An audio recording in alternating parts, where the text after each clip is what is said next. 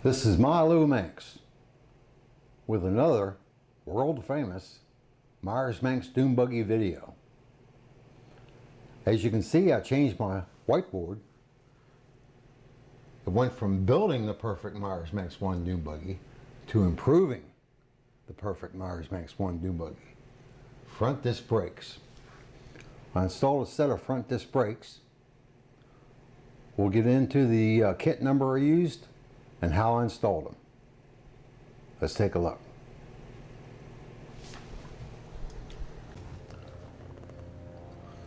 This is how they look installed. They only fit 15-inch wheels. You can't use 14-inch. This is what I replaced the wide 5 brake drum. They worked fine, but decided to go with disc brakes. This is the right front. I still have the wheel off, obviously, but it's a good looking setup.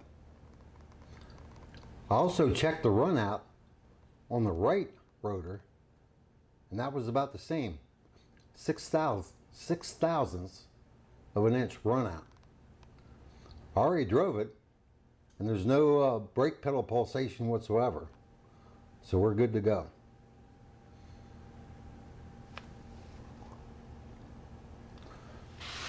And this is how the bumper turned out. Looks good. I like it. I bought the disc brake kit from SoCal Imports in Long Beach, California. SoCal, I guess, means Southern California.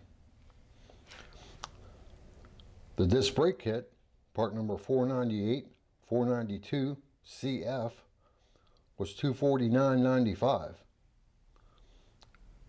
I bought the wheel bearing kit, 498, 490E, which is for 66 to 68 ball joint front ends.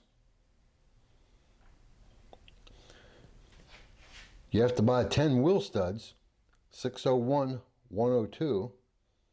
They're about $15. They're M14 by 1.5 on one end, and the other end is 1/2 inch by 20. So if you don't have a 1/2 inch 20 lug nuts on your vehicle right now, you'll have to buy some, because I don't think they make these with a 7/16 stud.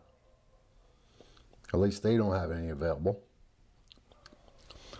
Also, if you're replacing a wide 5 brake drum like I have, the center grease caps are different, so you have to order a couple of those. 111 405 691B and 111 405 692B.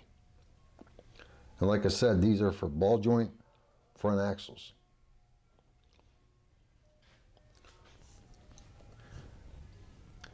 Everything so far seems to be of very high quality. I like the parts. The disc rotors are thick and they're machined precisely, because I put the bearing races in already, and they went in just like they should. All the threads are just the way they should be. Now I took the rotors and the rest of the parts, and I painted them with epoxy sealer. There was a little bit of rust starting down in here in the rotors, just the slightest bit. So wiped them down with wax and grease remover, sanded them a little bit, then painted them with the epoxy primer. It's from Southern Polyurethanes. I bought the black epoxy primer, part number 6620-4. And it's good high quality stuff. It's very, very similar to the PPG DP90 LF sealer. But the fact is, it's a little bit cheaper. Actually, quite substantially. These brackets that hold the caliper, they come in raw steel, so they have to be painted. Otherwise, they'd start rusting right up for you. These calipers came already with that gold tin on them. I didn't know how durable that was, so it took Deltron Clear DCU 2021, and I cleared them to make sure they're not going to rust. As you can tell, I hate rust. When I see rust on a vehicle, it drives me nuts.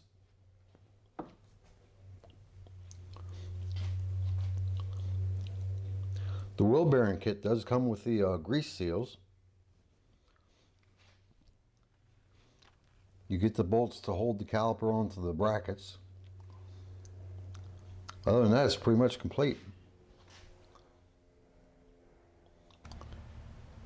You probably noticed this uneven paint line going around the rotor. I wasn't sure where the disc brake pads would be hitting the rotor, so I just took some 3/4 inch tape and taped around it. That way I can make sure I have the inside of the rotor here painted, and also this outside edge. The brake pads should wear off that little bit of extra paint, so I'll be good there. The wheel studs, I put a little bit of blue Loctite on them, and you can run them in until they start getting tight. They won't run all the way through. They stop and get tight.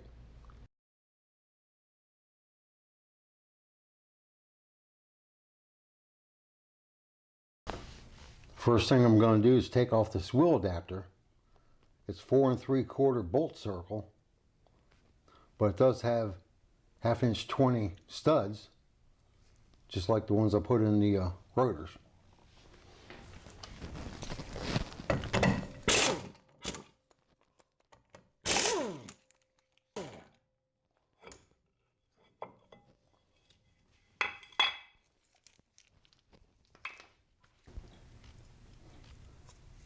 Next thing you'll probably have to do is back off the adjusters on your brake shoes.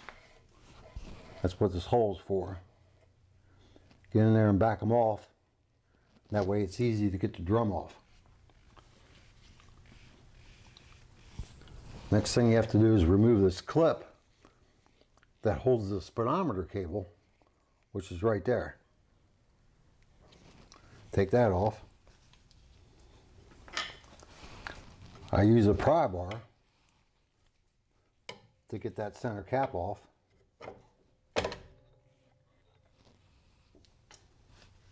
Set that down.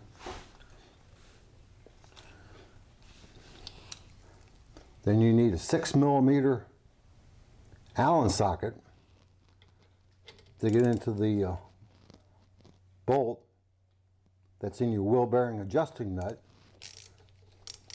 Back that off and take off that nut.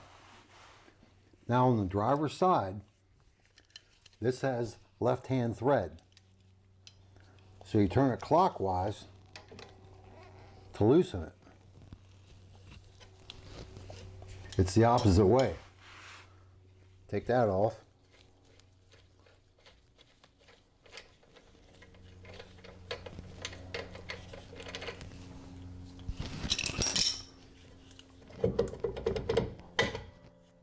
Wiggle your drum, then your washer and bearing will, or should snap out, pop out.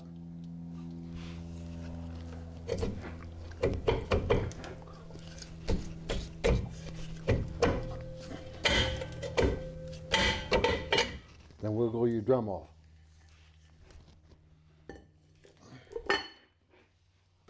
Before you remove these 3 bolts to get your backing plate and brake shoes off, you have to undo the brake hose.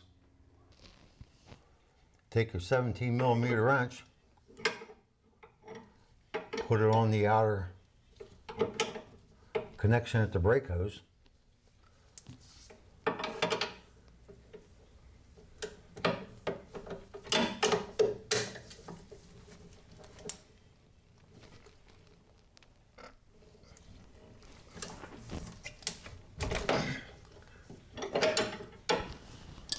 Loosen that up.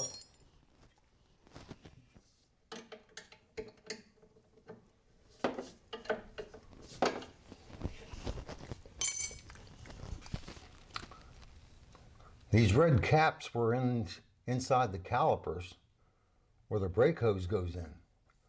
Once I get this apart, I'm going to put it on the end of the brake hose to keep the fluid from leaking out.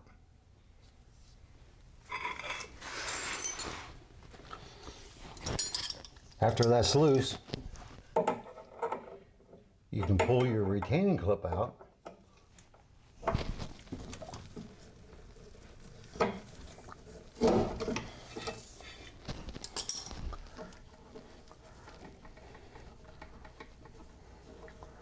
Then it's easier to take off the nut behind the hose.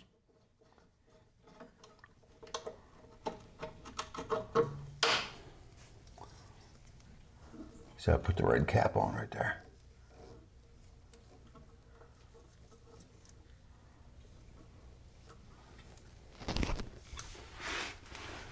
It keeps from making a mess and having all your brake fluid run out. Then get a 14mm open end wrench, and you take your brake hose off the back of the wheel cylinder and unscrew that. Then you get a 15mm socket and take out these 3 bolts, but you gotta save them to reuse for the caliper mounting bracket.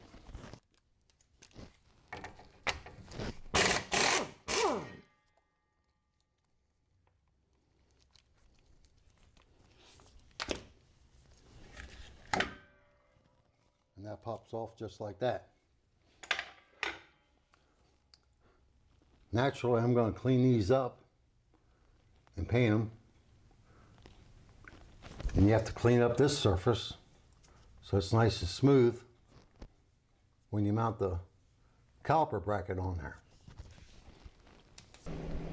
Okay, we're going to pack the wheel bearings using Valvoline Ford Lincoln Mercury multi-purpose grease. There we go. Get a blob of that. Your bearing.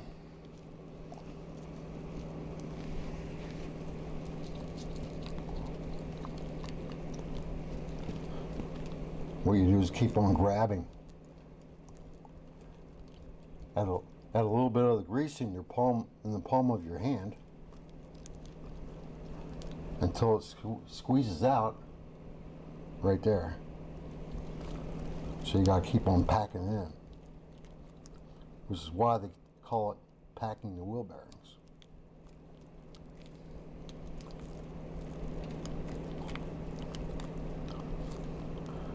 There you can see it start to come out.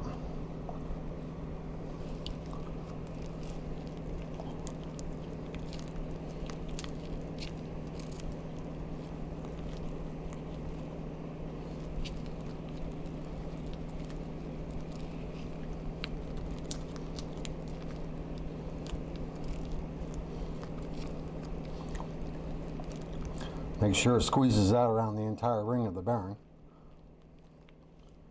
And that was good.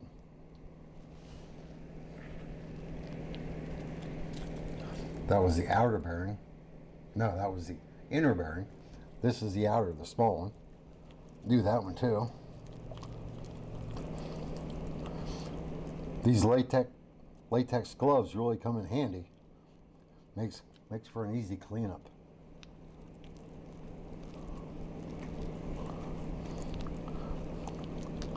This one's hard to see if it's coming out through the ring. So we'll just keep on squeezing it.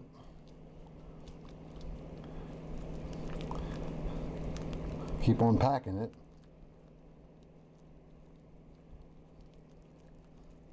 Then we'll know it's good.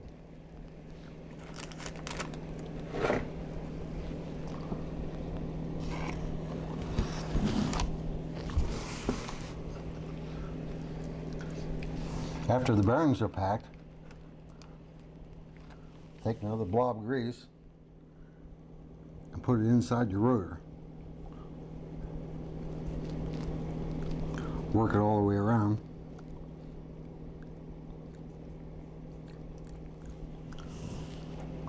Because that's where your bearings will pick up extra grease when it's rolling down the road.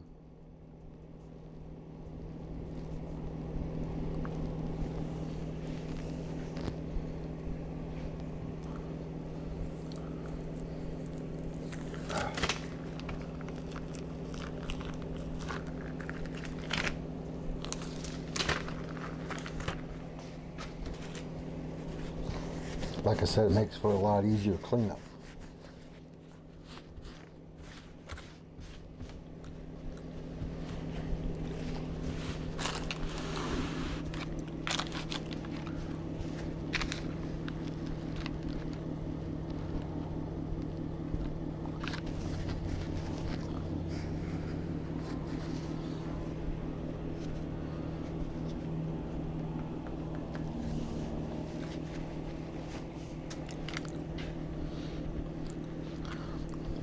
These wheel bearings usually come in a matched set.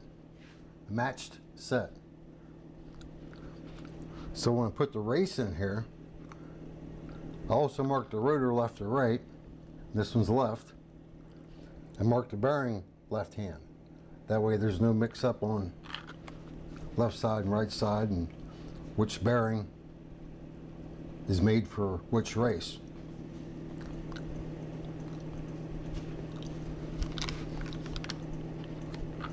So you can put your inner bearing in.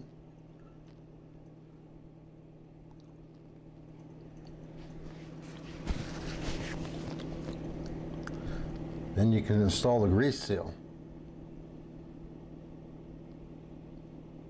Doesn't hurt to put a little grease on it, on the inside. You don't have to put any on the outside.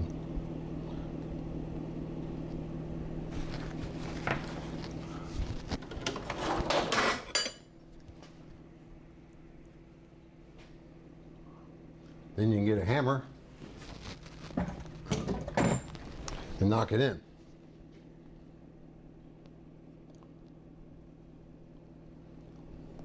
Let me see, I have a big old socket.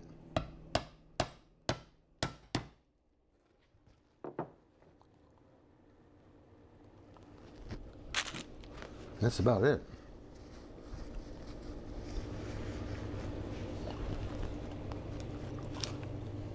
I think it's down the whole way. The lip of the seal is pretty thick.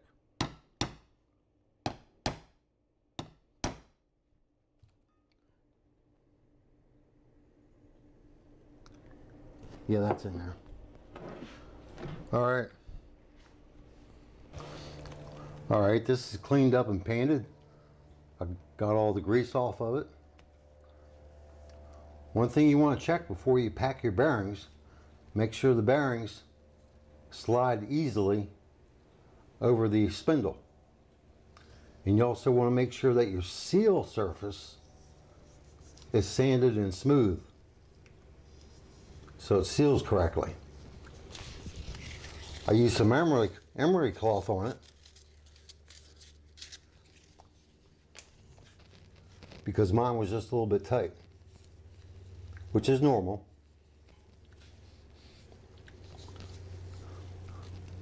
I got the bolts cleaned up and painted. I put a little white grease on them. I'm also going to put a drop of oil on the threads in here.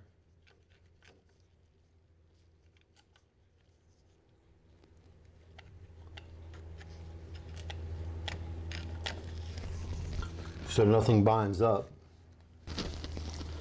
Now your caliper bracket has a beveled edge on the inside.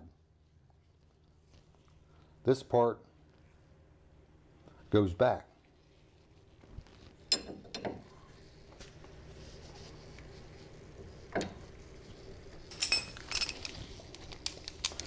Like before, they're 15 millimeter.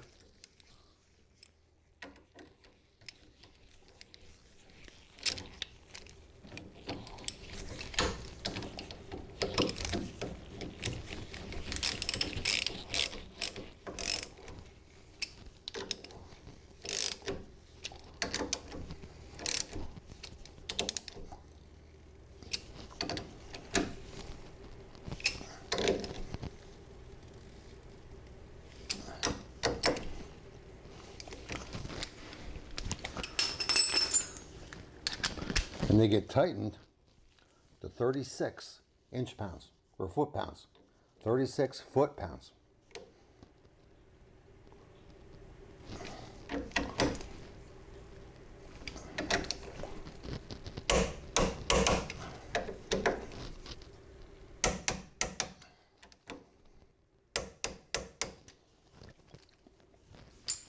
Like that. You have to also take some grease and put it on your spindle. Don't go nuts with it. Just get a little bit on there.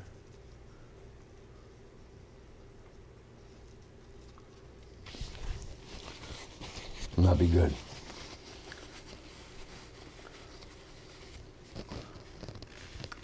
Now it's time to get that rotor on there. All right, slip your rotor on.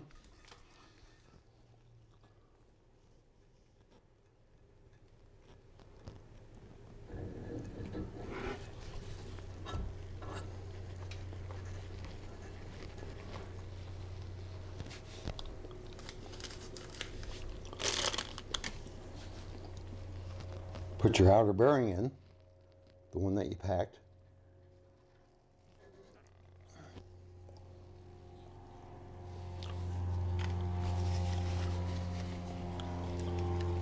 Put your washer in.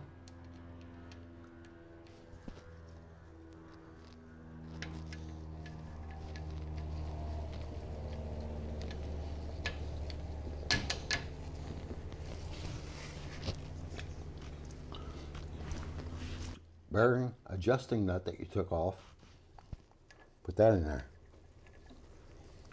Remember, it's left-hand threads.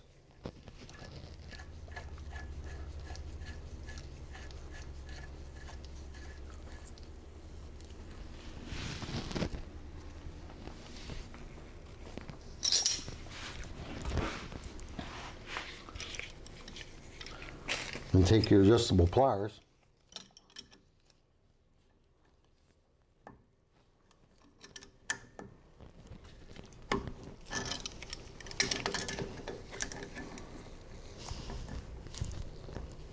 There we go.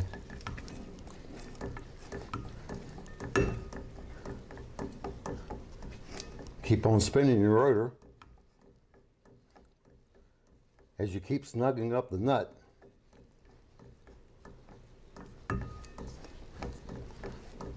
because that will seat the bearings to the races.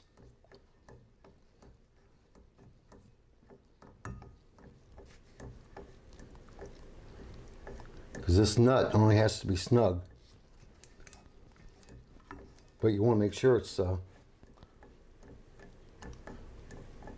sure that the bearings are against the races okay.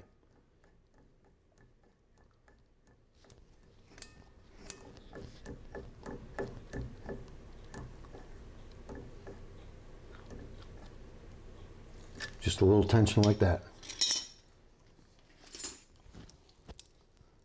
And go ahead and tighten that bolt.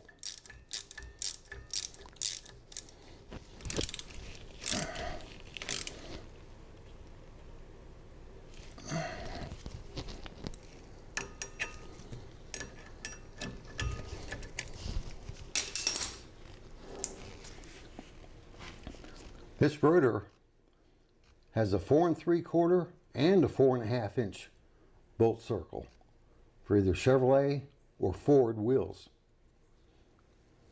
You put the studs where you need them.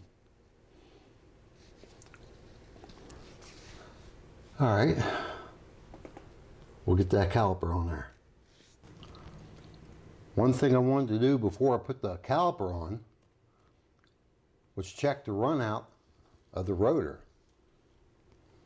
Make sure it's not uneven.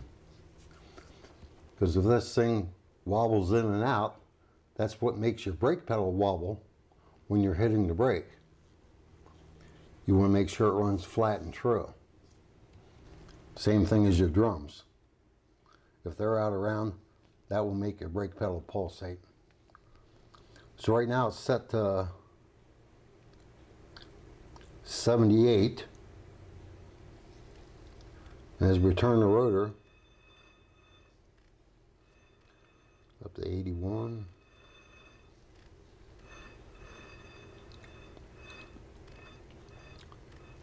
Up to 85.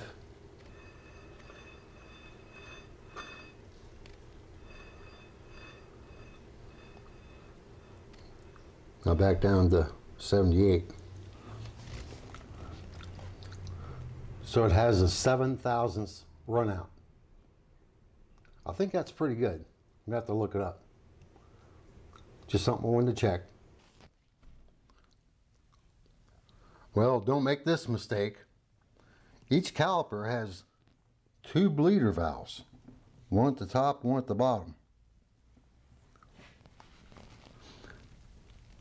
And I thought you just opened one at the top to bleed the caliper. That's wrong. As it turns out, I was reading the directions. Install the new brake calipers and pads. Torque to 29 foot-pounds. The caliper bleeder valve must be towards the top or in the up position to ensure proper bleeding. And like I said, I thought because it has 2 bleeder valves, it doesn't matter what side they go on. But I decided to check it just to make sure, and I'm ever glad I did. I opened this bleeder first and was blowing in this hole, and I never heard anything coming out. So I switched. I have a little hose here that I stick to my ear so I can hear it. Now when this valve's open and I blow into here, I can hear the air coming out. So one of these is a dummy. Be very aware of that before you put the calipers on, because either you'll have to take them apart and switch them left for right, or you'll never get the air out of the system. We're going to put the caliper on. First thing you have to do is take out this little piece of hose they put in there to keep the brake pads spread. And you want to make sure that your open bleeder goes to the top, of course. I put white grease on the threads and the washers so they torque correctly.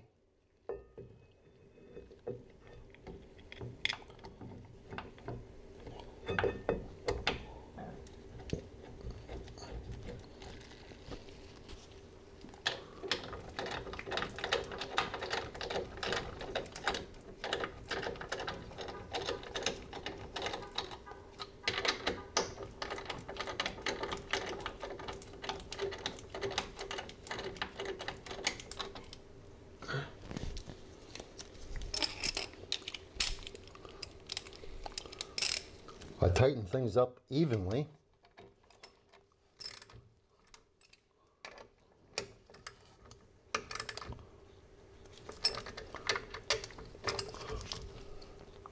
Each bolt a little bit at a time.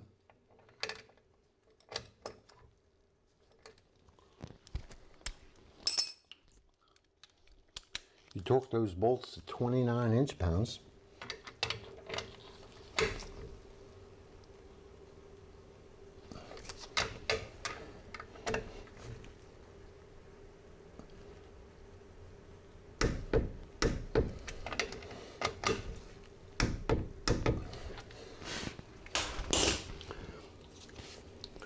Install your brake hose.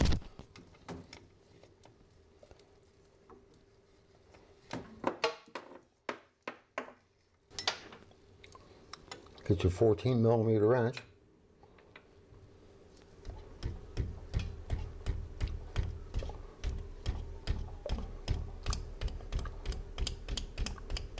Snug it up pretty good.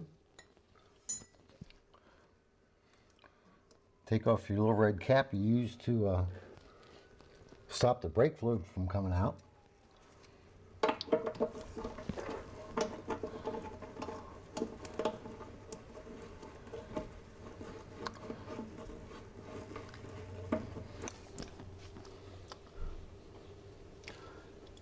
And you want to run your brake hose so that this rubber bumper that's on the hose is just below your tie rod end. That way it doesn't hang down and possibly get caught on something that's laying on the road. Tighten that up, bleed your brakes, and you should be good to go.